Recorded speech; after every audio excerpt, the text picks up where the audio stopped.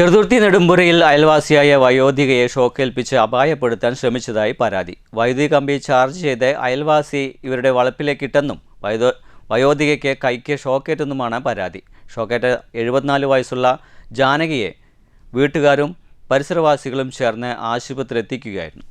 ചെറുതുരുത്തി നെടുമ്പുര കൈപ്പഞ്ചേരി ക്ഷേത്രത്തിന് സമീപം താമസിക്കുന്ന കൈപ്പുറത്തൊടി വീട്ടിൽ 74 വയസ്സുള്ള ജാനകിക്കാണ് ഷോക്കേറ്റത്.